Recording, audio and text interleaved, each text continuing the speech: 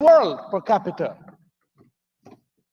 And that rather than spending so much money on roads and all the construction, we ought to have at least put $100 billion more into that and subtract it from capital expenditure.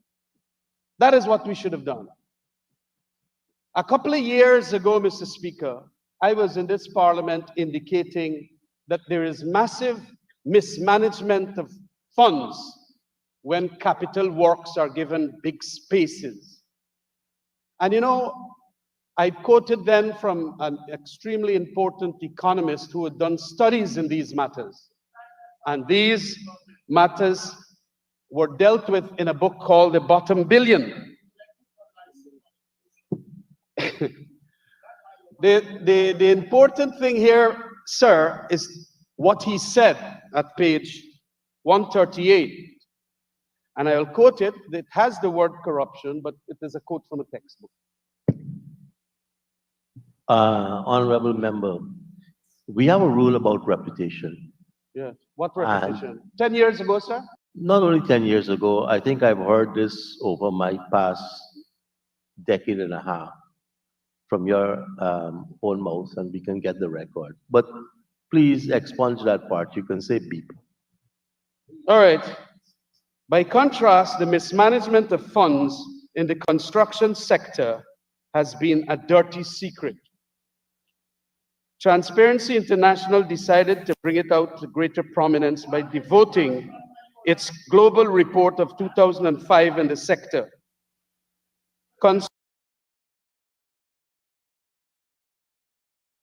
Funds, I use that alternative. Each project is a one-time only thing and so cannot readily be priced. There are so many uncertainties in execution that it is not possible to draw up what economists refer to as a complete contract. As a result, it is easy to evade the discipline that would otherwise be imposed by competitive tendering. A crooked construction company colludes with a public official to win the contract with artificially low bid, then recontract on points of detail that crop up during construction. Credible studies for some countries that estimates of how mismanagement of the funds in the construction sector is raising the cost of infrastructure and thereby reducing growth. And these effects are large. Of course, he goes on to say that this is an attribute generally of what you call natural resource economies, just like Guyana in view of the oil. Mr. Speaker, what we have in this budget is a spending of $662 billion in infrastructure of all varieties. And what we have as wages and salaries and pensions is $121 billion. Mr. Speaker, when we go back to the practical realities of what it is that the construction contractors will make, it is generally in the vicinity of about 20% profit for each contract. 20% of profits for each contract will make $133 billion, which will then go to some companies and some private contractors, and that is about 1,000 of them, Mr. Speaker. It is roughly 1,000 of them that win the contracts over the years in the PPP government, and so you have $133 billion going towards this 1,000. What we have as emoluments for the public servants, which includes police and soldier and public servants administration and all of that, is about 54,000. 54,000. What do you have as pensioners? You have about 40,000. Well, I see inside of this budget speech, Mr. Ashley Singh indicating, honorable member, that it is 72,000. 76,000. Now, if you add 76,000 to 54,000 public servants, and they're getting $121 billion as against 133 billion for about 1,000. We are going to create a caste system in this country. That's not unparliamentary, sir.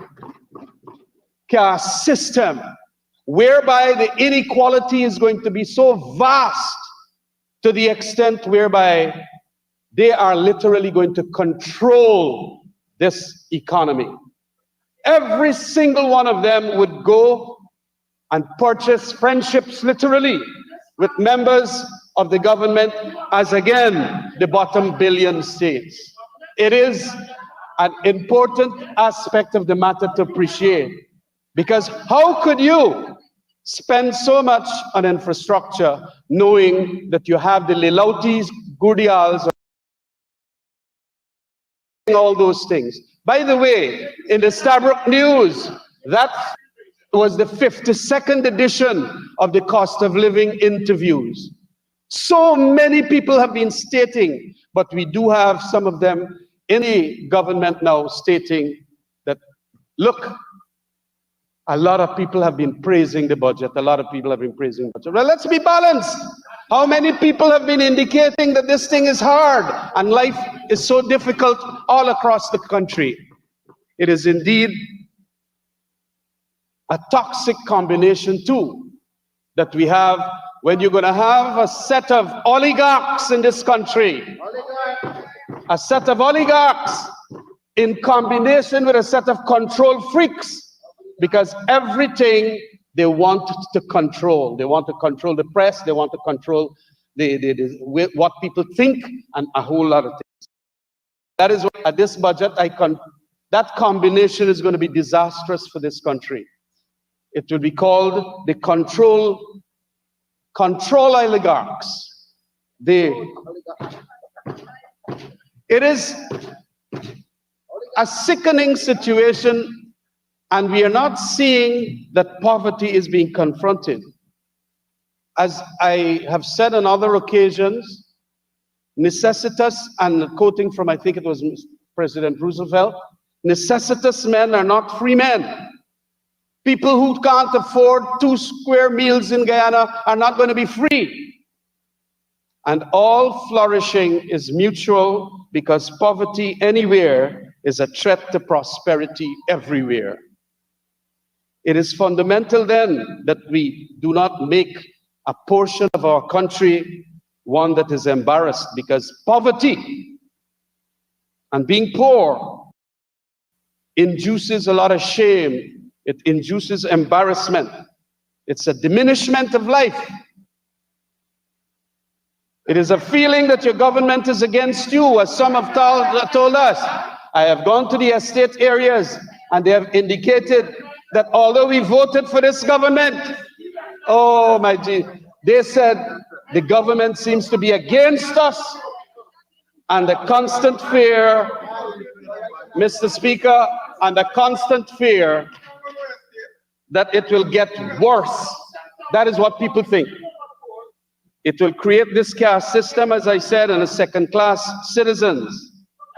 Mr. Speaker, we must advocate the building of consensus. Lots of PPP people have been calling on me and pleading that let us have more consensus. We have a paradigm shift now that necessitates what is called a shared prosperity. But I don't know if we're going to have that, because as a matter of fact, we feel that these people, oligarchs is the word, they do not want to be persuaded by any argument that comes from the other side. We need, in relation to this matter, sir, a leadership which cultivates an ethic of genuine care, compassion, and concern for every human being. Mr. Speaker, I want to say we did lots more in relation to what they're now doing with this big set of money. And that was brilliantly exposited by Ms. Director Finance, and of course the speakers yesterday as to what we are doing and what we did in that 5-year period. Less money, and we did lots more. We did lots more for public servants. We did lots more for the working poor. And when we built the roads with a small amount of money, run to them and say, are we going to eat road? You got $202 billion now for the roads. And Hardial stating that we can't get more than 1 meal a day. What is that? It is atrocity and a monstrosity. Mr. Speaker, I want to indicate that also amongst this 1,000 or so, we see that the government is being extraordinarily friendly with them. They are tax dodgers to a large extent, this class. And as stated in Mr. Christopher Ram's focus and analysis, he has indicated that a lot of these self-employed and contractor class do not, with all the big monies they make, pay their taxes to the extent of what is supposed to be the right taxes. What we had done in 2015 to 2020 was to create a withholding tax so that at least we could have some amount of money from the big profits they make. Everybody, taxes and payments of taxes is the first duty of citizenship, in my opinion. It is. Of course I do. And Mr. Speaker, the withholding... Remember, Mr. McCoy, please. I've been cautioning people about parliamentary language, and I heard you quite distinctly just now. Please, control yourself. Yes, please. This withholding tax is an important aspect to ensure that at least some income comes into the budget, or at least the consolidated fund, for the purposes of ensuring that they pay their due amount. But it was repealed as soon as this government came in. It was repealed. And this is why I say, as I have said some 10 years ago, that this government is extremely close with that class of people, the crony capitalist contractor class, to the detriment of the working class. And it is an amazing thing, Mr. Speaker, that these are the people who use, and they still got it in the constitution in the party, that they are the vanguard of the working class. You can state that, but at the concrete level, you are but a cement and sand government. At the concrete level, you are a sand and cement government. And that is what it is. You are not working class at all. And so you could go and take that. Mr. Speaker, there must be a balanced approach that should have gone into the distribution of the spendings here. We haven't seen that. This rebalancing is necessary because sometimes you can overheat an economy by spending so much money on infrastructure when you do not have the capacity and the capabilities. It was mentioned yesterday what you have to do in relation to stalled projects, and some of the projects being stalled, there is absolutely no disciplining of those contractors, even giving more addition and fuel that indeed there is a bias for that class. You have to start taking away the contracts, Mr. Edghill. You have to start ensuring that they don't do this indisciplined thing. But we are going to have nothing of the sort. You know why? Because you go back to the bottom billion. Why countries are poor? How countries fall apart? It is because of this elite nexus with them, so that their treasury chest is going to be filled for, let's say, a 2025 elections. Mr. Speaker, it is annoying as to what is transpiring with the kind of money. We had wanted the oil monies to be harnessed in such a way that everybody will share in the pie. But no, we have an exclusive set of people dealing with it. It is not going to help this country. And as I have said somewhere else, it is going to create what is called disenchantment and resentment at the bottom there. When people see that some sets are getting, and especially if the majority of that set comes from a certain demographic, it is going to create problems to this country. The cohesion that we want, the one Guyana that we want, will not come when you pour $668 billion towards them with a 20% arrangement, and then, of course, even other things flowing from that, as against 121 billion. So I want to say my fundamental critique here is that indeed there was not a proper priority set so that everybody can distribute the shared prosperity that we wanted out of a budget. And that is why we signed the agreement, an agreement which they chastised, as you know, Mr. Speaker, that it was rotten agreement. We're going to renegotiate it as soon as we come into power. They can't renegotiate now. Sanctity of contract is their mantra, as it were. Mr. Speaker, it is going to be an extraordinarily difficult year, in my opinion, based on this budget, for the simple reason that you are going to get the cost of living going further up.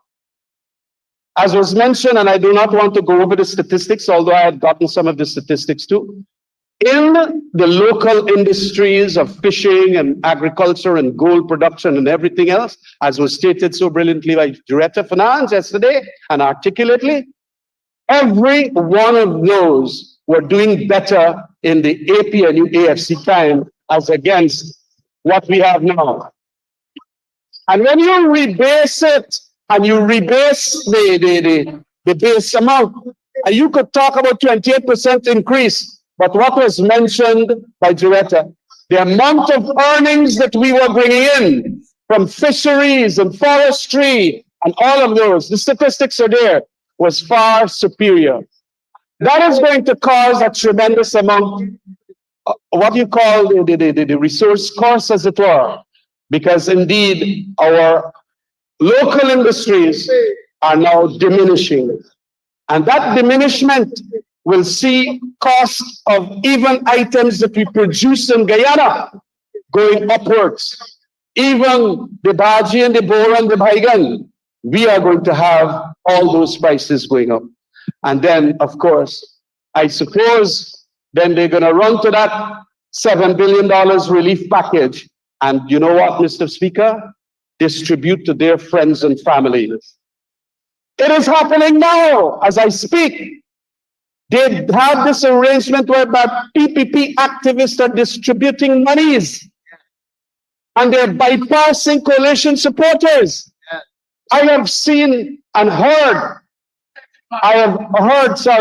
of arrangements whereby some of the PPP supporters are begging the activists, please ensure that you give that man something, not because he's a known opposition person. And they got the money, they have a sack, and they're distributing. Is that how you run country? Why is it that you do not have an accountable system that states who is doing the distribution and also who collected, say like the entrepreneurial 250, young entrepreneurs or small businesses, $250,000. We have been asking all the time, look, it is not a burden that is shifted to us in the opposition. It is a burden that is on you to prove who and who you give the money to. But you don't want to give us, since the COVID relief we ask, the flood relief we ask, the fisherman's relief we ask. You never provided it. And then you said, show me the proof, show me the evidence. That is not how you operate a country accountably. And you must understand too, Mr. Speaker, that these persons don't understand that democracy got certain pillars. They emphasize an important pillar, and I agree with them, free and fair elections. But it has good governance, it has rule of law, and it has accountability as the three other equal important pillars. We are not getting the accountability one here at all, apart from the rule of law that was mentioned by our shadow AG, Roysdale Ford, yesterday. And so it is important that we get these figures. I have been asking, take for example, what was it that was given to some members after the flood relief, and was told by the agriculture minister, we don't have any information to give. How could you do that? And the fishermen's also relief. Mr. Speaker, it is important to understand that if we want to get there into the promised land, now that we have gotten the money that could take us there, we need to have accountability and transparency. We need to have the rule of law and not only jump on this thing about elections, because ultimately you want it, you're there, you're in government. But the institutions, for now, accountability, how monies are spent and all of that, we don't know. And take, for example, before I go on to public security, just before the ink was drying on the budget presentation, we heard that we're going to get some helicopters and all of that. I went into the budget and look at capital expenditures and then the volume 3, and I'm looking for where we're going to get the helicopters monies from.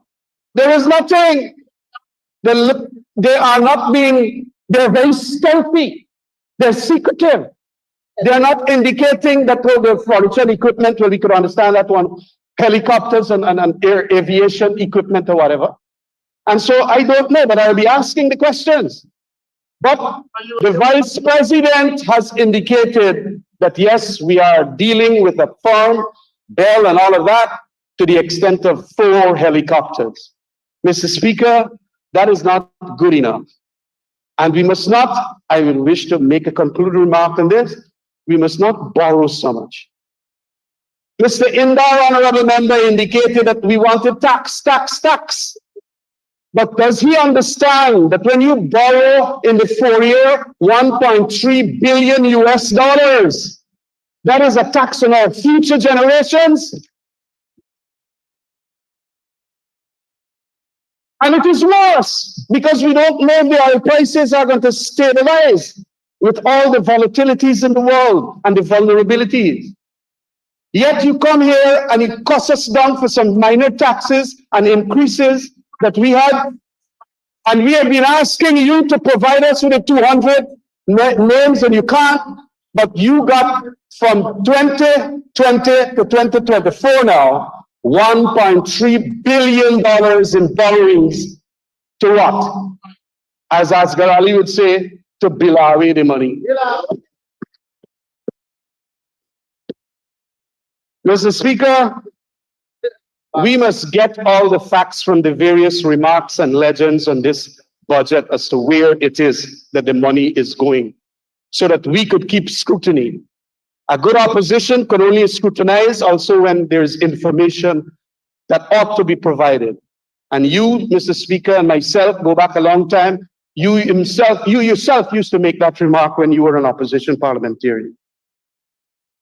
Mr. Speaker, I come now to the public security sector.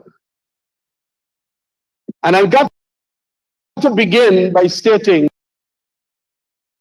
that it would appear that my colleague, Mr.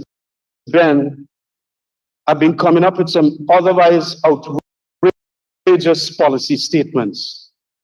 One of which is, all you out there that got illegal guns, take them and throw them at the police station and bring them in. That is top-class security policy. And it is in that context that I wish to say that this aspect of security, of ensuring that there is quality analysis as to what a policy should be, must come from this government, because there is no shortage of funds now to get the expertise necessary if you are not an expert. And it was inexpert of the minister to say what he said. But I think he intended it to make laughter more than anything. But you mustn't play like that with the security sector. In view of what we did in the APNU AFC coalition, of ensuring that there was an amnesty in which you know who and who have all the firearms, and then they bring it in, that's the necessary way of doing it. We see today, even the minister admitting, I think I'll write it down here, road deaths, 76% increase, fires increased by 182%, and this is only of last year, and a number of other things, road deaths, murders, and all of that. I am glad that the minister is indicating that indeed these statistics have been at least given to him by the police force, and he is bringing it to our attention. But in this sphere of activity, it is vitally necessary that we continue what the APNU AFC had done. Mr. Speaker, we had two major projects.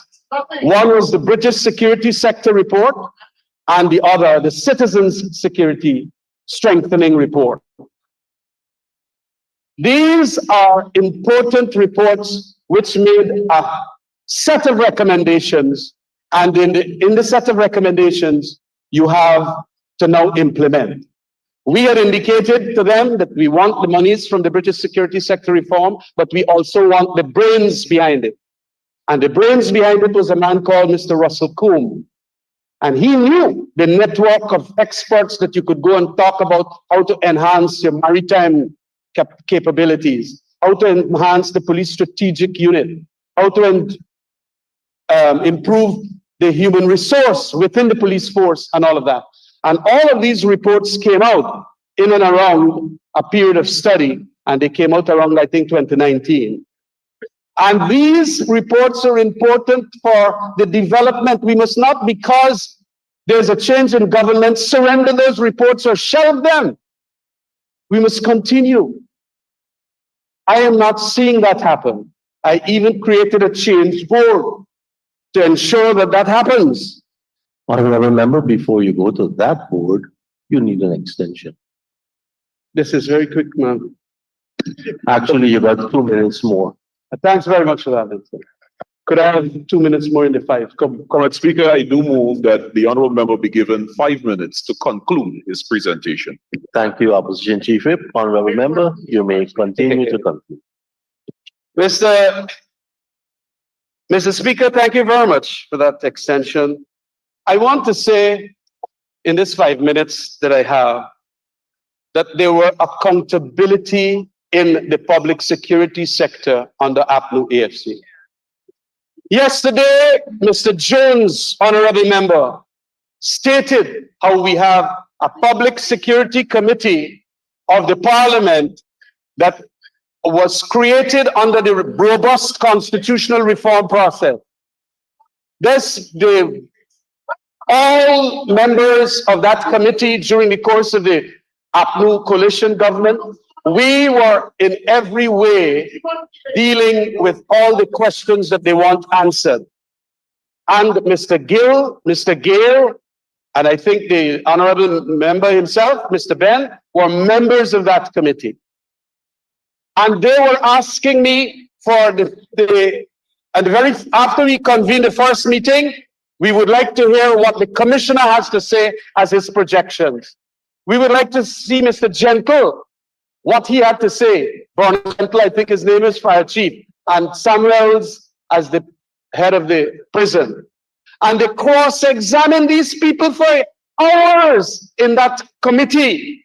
You know, since we got the committee, as you said yesterday, Mr. Jones, not one meeting for 2020, 21, 22, 23. 4 years, not a meeting.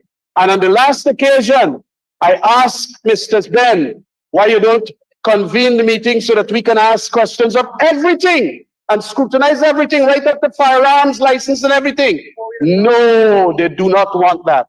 But Ramjatan, as public security member, opened it up so you can ask all the questions from any department, because under the Constitution, the power of this Public Security Committee of Parliament is to ensure all administration matters and policy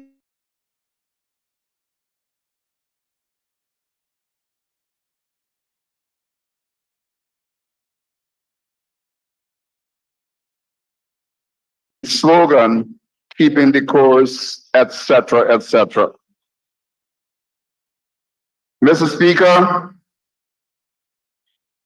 sometimes when you come to Parliament, you have to use your skills as a teacher or whatever you are for to teach some people. And I would like to let the Honorable Ben, Minister Ben, know that the Honorable Ramjatan merely said that contractors made 20% profit. Now, what does that mean? It means that you take out all the expenses and what is left is the profit. Where are you going, Honorable Ben? I wish to lecture to you a little bit. Mr. Speaker, indeed, the People's Progressive Party is keeping the course according to their slogan for this budget. And that course is by bypassing the majority of Guyanese in this and previous budgets, whose incomes relegate them to scraping survival on a daily basis. The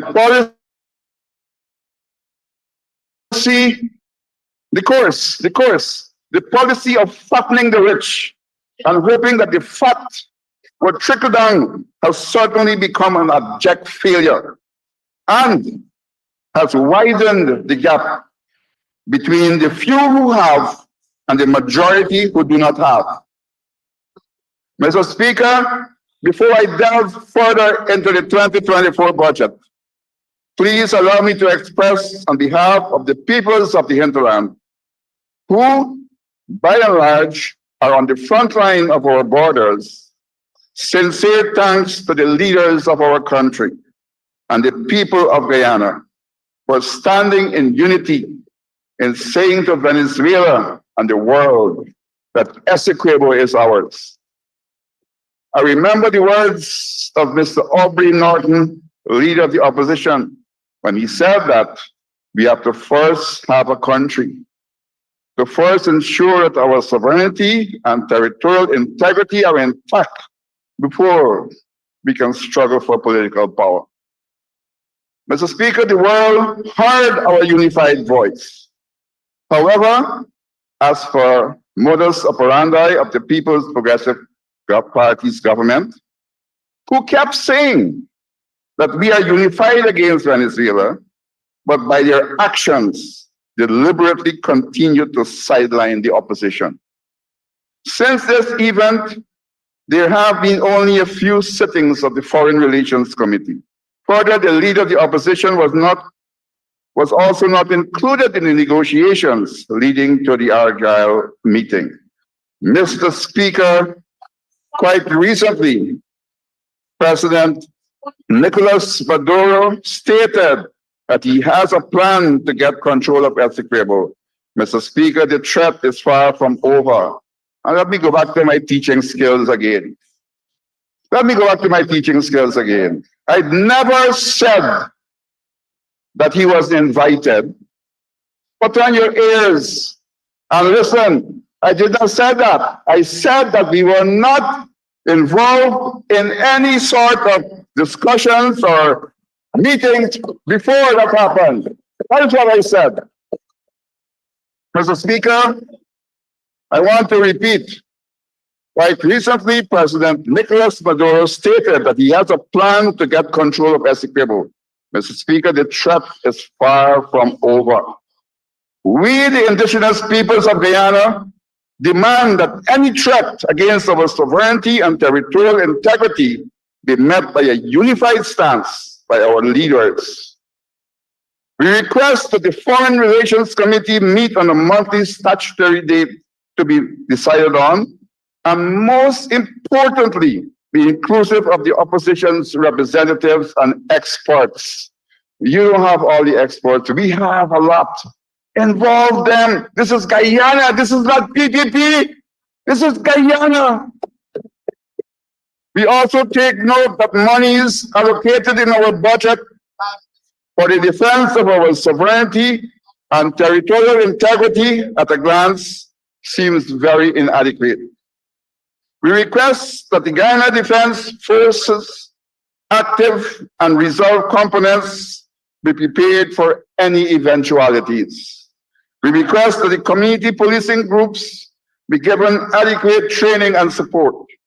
We were told that community policing members are working without being paid monthly stipends or salaries. This must be corrected. Mr. Speaker, among others, we request that the National Service and the People's Militia be reactivated. Mr. Speaker, with the current oil boom, we request that our servicemen and women and their families be well catered for socio-economically by the state. You can't get them or us at the border defending the whole nation and not be treated properly. They are in the front line. How many of us would want to join the People's Militia? How many of us would want to join the army? I was in the People's Militia. I was a cadet corps officer at school. I was also in the Guyana National Service. How many of you could say the same thing? How many of you could say the same thing? Mr. Speaker, one of the hallmarks of great leaders is their strength, courage, and resilience in times of crises and threats. If we were to take a roll call on the 3rd of December, 2023, when Venezuela held its referendum, we would have seen those who used various excuses to flee Guyana.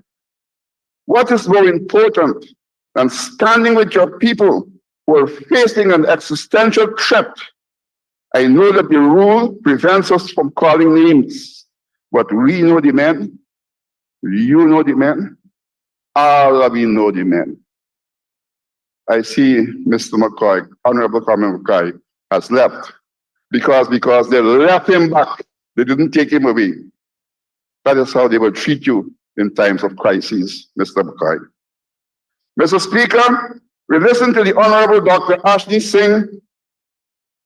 But before I come to that, let me mention that the last time, I think it was early November, we had an extraordinary meeting of our parliament to come as a united front against whatever threats are there.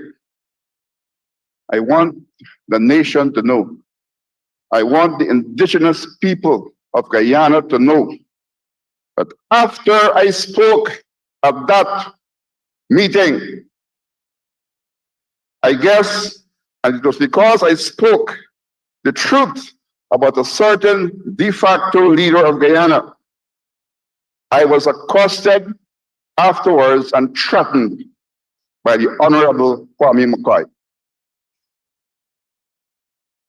I want him to know, and the world to know, all of us have to die, but some die before others. When you threaten an indigenous person, especially a representative in parliament, you are threatening the indigenous peoples of Guyana. I will leave it there for now. Mr. Speaker, we listened to the Honorable Dr. Ashley Singh, who is still to be recognized as being capable enough to warrant or be given an independent ministry with an independent title of Senior Minister of Finance, and leaving out all the whatever, spending considerable time attacking his perceived critics by lifting up his petticoat periodically during his presentation of the budget and treating Guyanese to what is commonly known as a session of abusing.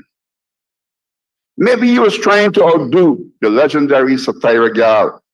One wonders if the Honorable Ashley Singh saw that even his colleagues were bored and really were not excited by this budget presentation. Mr. Speaker, the Honorable Ashley Singh, who allows himself to be lectured by a de facto president of Guyana, even went further to debase this Honorable House when by referring to another MP by a call name. And he was on his feet. Mr. Speaker, the Honorable Ashley Singh was not cautioned by the Speaker, so I take it that it is now acceptable to use call names in this Honorable House and in different ways. In Wapishana language, there is a name called Chibub. Chibub. This is a fitting description of the Honorable Ashley Singh. It is not debasing nor disrespectful. It is my hope that those who cannot take their nostril out of the gutter do make an effort to do so. Mr. Speaker, we heard the Honorable Ashley Singh parroting the fiction that the APNU AFC fired some 2,000 CSOs in 2015 on their ascension to government. I did not start that call name. He who started it will have to say he started it and ask for forgiveness. Mr. Speaker, I have also heard the PPP at various forums and occasions. Let me repeat this. Mr. Speaker, we heard the Honorable Ashley Singh parroting the fiction that the APNU AFC fired some 2,000 CSOs in 2015 on their ascension to the government. Mr. Speaker, I have also heard the PPP at various forums and occasions repeating this untruth with impunity. Mr. Speaker, I wish to once again correct this fallacy. In 2015, on the APNU AFC's ascension to government, it found a cancelled check that was prepared and processed to pay some 2,000 CSOs at that time. I repeat that the check was cancelled. On inquiry, it was found that it was the People's Progressive Party's cabinet that issued the instruction for the then permanent secretary acting to cancel the check or to fire the CSOs. Mr. Speaker, the cabinet secretary who issued the directive to cancel the check is none other than the Honorable Gail Teixeira, who is here with us today. It was the People's Progressive Party that fired the 2,000 indigenous CSOs. Mr. Speaker, The Honorable Minister is on a point of order. Mr. Speaker, under the Standing Orders 41, I never signed any such instruction, nor gave any such instruction in writing or verbally. And I wish that to be retracted from the honorable member's presentation. Thank you, Minister. Honorable Member, unless you could produce that document, you'll have to withdraw it. And if you produce that document, I'll be able to reinstate your words. Mr. Speaker, at this moment here, I cannot do that, so I will withdraw it. Mr. Speaker, what kind of person would... let me not continue with that. Mr. Speaker, we also listened to the Honorable Ashley Singh, who said that the sum of $2.7 billion from the sale of carbon credits will be granted to indigenous peoples in this 2024 budget. It must be noted that in 2023's budget, the indigenous people received some $4.7 billion from the sale of carbon credits. Mr. Speaker, using an actual example, in a certain indigenous community with 180 families in 2023, each family received for a project an average of Guyana 180,000 or a bit more for a sustainable project. It means that under this 2024 budget, the families in this village would be entitled to a much smaller amount. Mr. Speaker, for the indigenous peoples to access this pittance from the sale of their carbon credits, they had to jump through a lot of loops and over a lot of hurdles, which condescendingly being told how to spend the monies. This is in contrast to the distribution of grants from the national coffers by the PPP activists, who are wearing red shorts, to friends and families and supporters giving grants, and all done without acceptable financial accountability. So the indigenous people have to have accountability, nothing wrong, but it was happening to everybody. When you're sharing grants, let's have accountability. Not one family who's supposed to get 200,000 gets 200,000. Not when somebody looks at it, a young Amerindian child in a village and say, oh, you're looking nice, you're getting a 200,000. All sorts of things happen. So let us have some financial accountability. Mr. Speaker, now the monies from the sale of the indigenous people's carbon credits are under the Amerindian Development Fund, or ADF. Mr. Speaker, according to the Auditor General's report in 2014, some $1.2 billion were paid into the ADF by the Ministry of Natural Resources, in keeping with Section 51.3 of the Amerindian Act of 2006, which states that the Geology and Mines Commission shall transfer 25% of royalties from mining activities to a fund designated by the minister for the benefit of Amerindian communities. To date, Mr. Speaker, this amount cannot be accounted for. And guess who was the minister that presided over this calamity? Mr. Speaker, we do appreciate that our carbon credits were sold, but we do not appreciate that the Minister of Amerindian Affairs, and by extension the government of Guyana, has complete control over the concept and the process of implementation. Mr. Speaker, just imagine that I go to someone's farm and reap and sell his watermelons without free prior informed consent. Then I give him 15% of the total sales. Further, I insist that he spends the money in a certain way. What kind of phrase would the average Guyanese use to describe this ice pass? I cannot see it in Parliament, but there is a phrase. And further, Mr. Speaker, there are reports of some staff of the Ministry of Amerindian Affairs abusing their position of trust. One village, and being informed of the carbon credit monies being available, decided on the formula for each household to get an amount for a sustainable project. On arrival at the Ministry of Amerindian Affairs, the Tusha was ordered to disregard his people's wishes and to purchase a second-hand bus. To make this story short, the village rejected the bus and returned it to the supplier. And a community development officer in another area purchased second-hand vehicles for several communities. These vehicles were found to be in poor condition and of poor quality.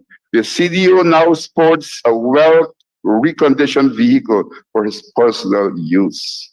Wow. Mr. Speaker, the above examples are just a minuscule amount of the actual situation that currently exists. But it is difficult to remedy the situation because good governance, fair play, and justice are super deficient in the Ministry of Amerindian Affairs, and by extension, the government of Guyana. Indigenous villages, Tushas, and persons are routinely discriminated against if they are perceived to be non-supporters of the PPP. Any fictitious or contrived complaint against a perceived non-supporter of the PPP gets the full powers of the Amerindian Act and the laws thrown at them. On the contrary, there are many cases in which persons aligned to the PPP and are accused of serious illegalities are allowed to walk free and to continue to flout the laws with impunity. Well, we'll call that name later. Mr. Speaker, further we note the People's Progressive Party is visibly seeking to control or stymie the activities of our constitutional bodies, such as the Indigenous Peoples Commission. Currently, the PPP is attempting to place a Tusha who is accused of misappropriation of village assets by his villagers to become a member of the Indigenous Peoples Commission. Further, Mr. Speaker, the PPP and its Ministry of Amerindian Affairs have tried their utmost to derail the Amerindian Peoples Association because of this organization's advocacy for the rights of the indigenous peoples. The Ministry of Amerindian Affairs attempts to derail the Upper Mazaruni District Council, and that is another blatant attempt to prevent the indigenous peoples of Guyana from organizing themselves, and as encouraged and recognized by the United Nations. Mr. Speaker, it must be noted that it was the APNU-AFC coalition that broke barriers by supporting the South Rupununi to form the South Rupununi District Council. Today, this organization is recognized and is an example of good governance and positive representation for its peoples. Mr. Speaker, the Honorable Ashley Singh mentioned that accumulatively the indigenous people will get $9 billion out of the $1 trillion budget.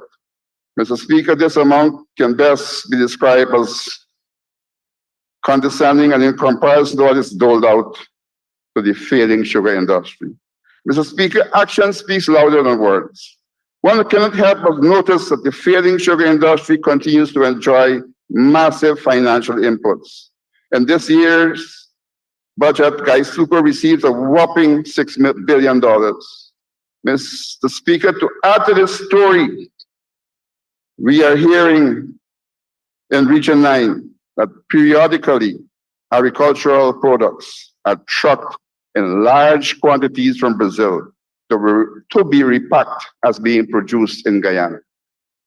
Is sugar being trucked from Brazil to beef up GAISUCO's statistics? The story goes further. The large trucks are given special considerations while in transit from Latam to the coast of Guyana.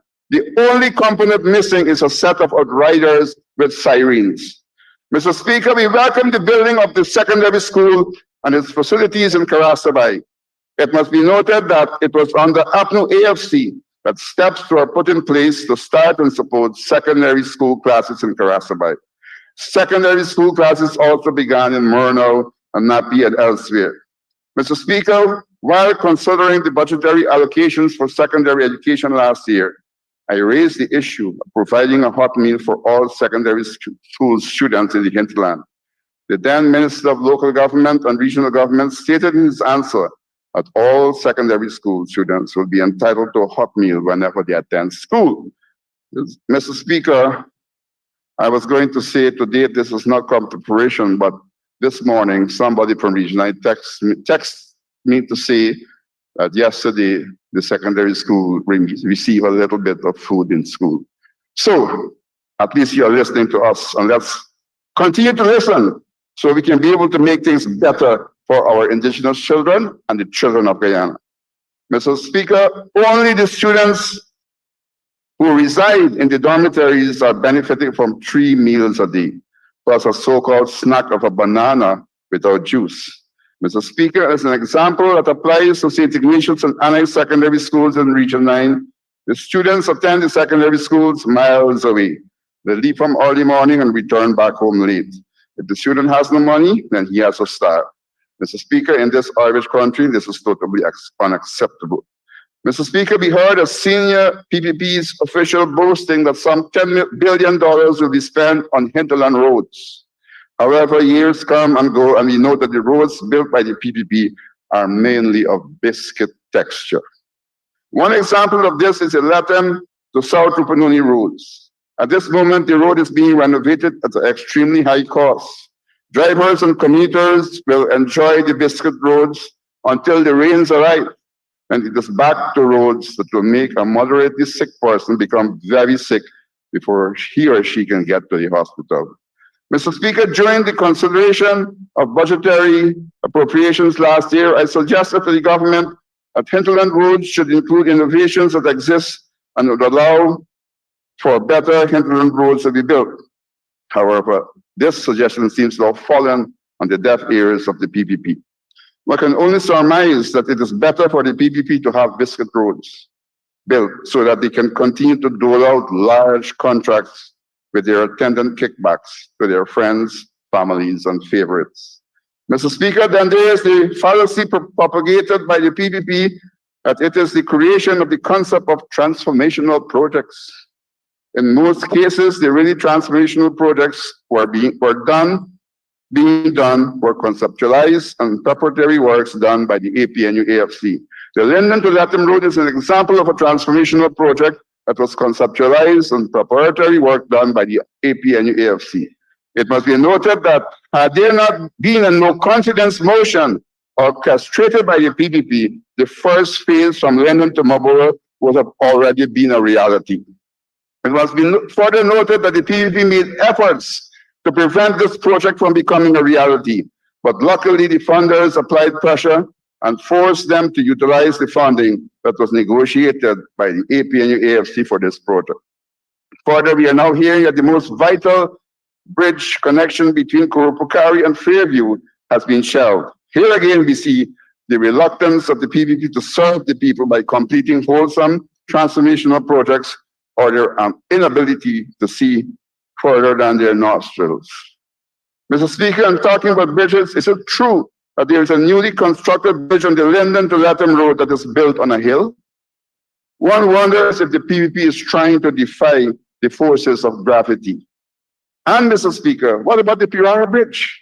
This bridge is vital for Latham, South Rupununi, and Brazil to connect by road to the North Rupununi and the coast of Guyana. Work is at a standstill, and if not completed before the rains, that will be here shortly. There will be untold suffering experienced by all. This is the case of more for friends, family, and favorites at the expense and suffering of the people of Guyana. Mr. Speaker, then there is the road and bridge connection between Latham and St. Ignatius Village in Region 9. The PPP did some basic repairs of this bridge and sides of the road, and then proudly announced that it had done a transformational project. Mr. Speaker, this bridge and road link is a crucial project because periodically the floods inundate this vital link that connects the South Rupununi to Latham. Secondary school children also travel to and from school on this link. There are reports of boats capsizing and near drowning experiences by students.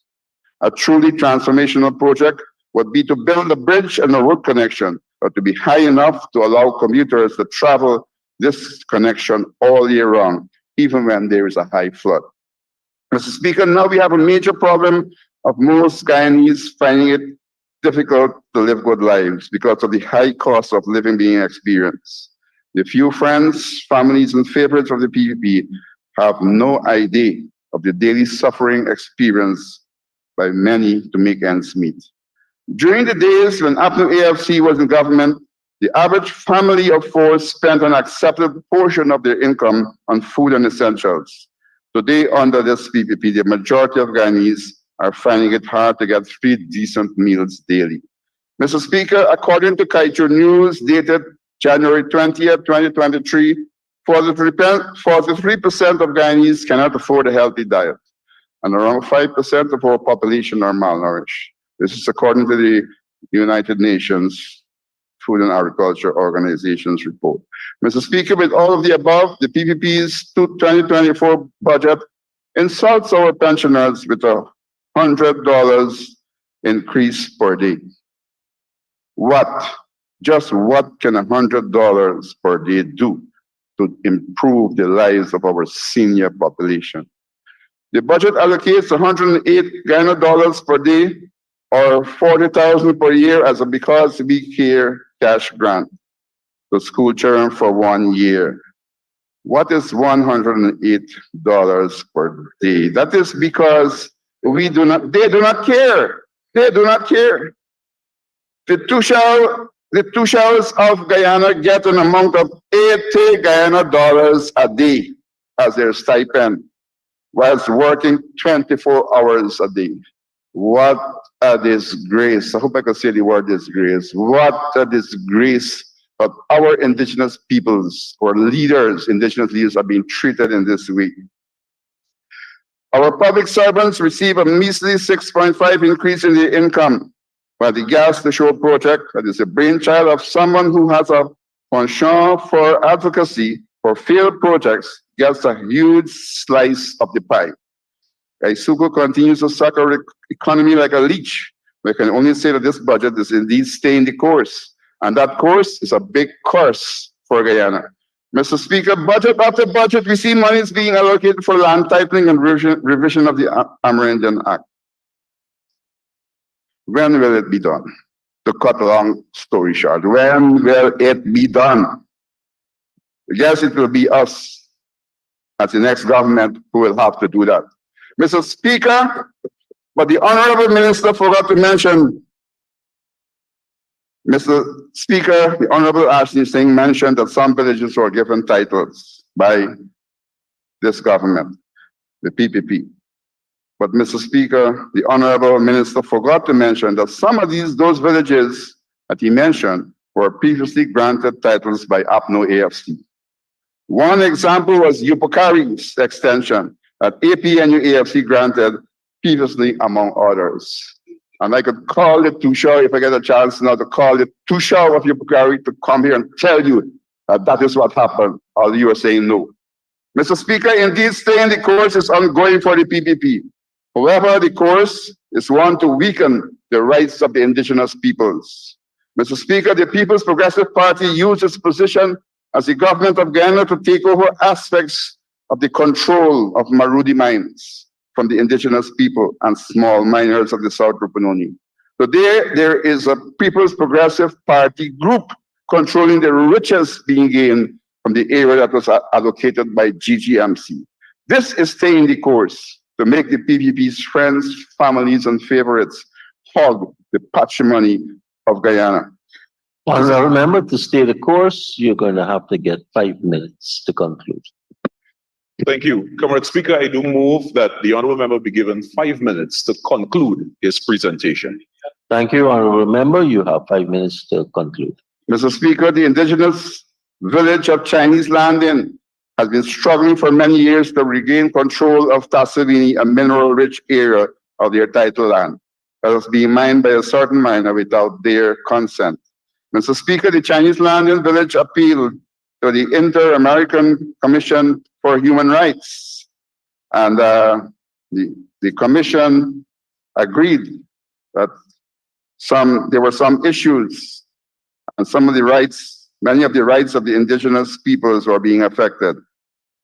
So, an order that corrective actions be taken.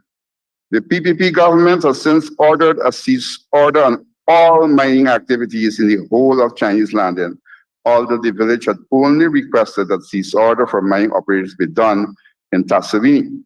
It must be noted that the indigenous peoples are allowed by law to do artisanal mining on their title lands. The move by the PPP's government to stop mining in the entire Chinese Landing is seen as a move to punish the Carib people of Chinese Landing for standing up for their rights. Also, the PPP government is now asking the ISCHR to withdraw precautionary measures granted regards to Chinese Landing. This government here has no regard for the indigenous people. You allow them, you make sure that they cannot get monies to survive on their own, from their own lands. And now you are pointing to allow or ask the ISCHR to step away from their defense. They must be left alone to take the bashing that you want to give them. Mr. Speaker, and to continue the rights of indigenous people, I wish to bring to the nation and all that the Petroleum Activities Bill recently passed by the PPP's slim majority in Parliament gives the Minister of Natural Resources, and by extension the PPP, supreme powers to identify areas of petroleum exploration, negotiate and allow such exploration and production in any part of Guyana. This act disregards any free prior informed consent by the affected communities. This act strikes against the fundamental rights of the indigenous peoples. On behalf of the indigenous peoples of Guyana, I ask that this act be repealed. Mr. Speaker, although monies have been allocated for the rich, okay, we're done with that. Mr. Speaker, there are some issues that are affecting indigenous people, and I will try to go through them in this short period of time. One, American Hostel in Georgetown. Patients have to find their own transport to go to the hospital. Just imagine, patients have to find their own transport to go to the hospital at our American Hostel in Georgetown, and the minister is just a stone throw away. Meals are often in short supply. A rich country, and this is how we're treating our indigenous people. There is a need for a residential doctor to be on site. And in Region 9, there continues to be a shortage of cassava in the Rupununi. Cassava is the main staple of the Rupununi. And there were some interventions by the government, I must say, but it was not enough. In 1999, when I was the regional vice chairman, with the support of even the boss man in the house, we had lots and lots of cassava coming from Brazil, Manoa in Brazil. At that time, we asked for help from the PEP government and refused to give us help. But we got help. The stems were distributed according to the needs of the farmers. This was done to counteract the effects of the harsh El Nino season. The people of Region 9, after that, got back into production of cassava. And I want to use the opportunity to thank the people of Manoa in Brazil, who gave us this high-yielding cassava stems free of charge. And they said, I will talk about that another time. And now calling the common government to place some emphasis on the cassava crops in Brazil. Other crops are important, but at this moment, the cassava is most important for food security and the battle against hunger and destitution. Mr. Speaker, we had cases in Guyana where our children have been placed in situations where they had no way of defending themselves. And one of those ways was when a young indigenous child was raped and sodomized. Mr. Speaker, what we saw was the alleged perpetrator being given state protection and was allowed to walk free. By this episode, Honorable you can member, clearly see I'll give you a minute to wrap up. You're already a couple of minutes over the 5 minutes. justice for indigenous people. And the Madia disaster. What we notice is that at the end of it all, in a nutshell, everybody has got blamed, excepting the government of Guyana. The people who are directly involved were not blamed. The regional executive officer wasn't blamed.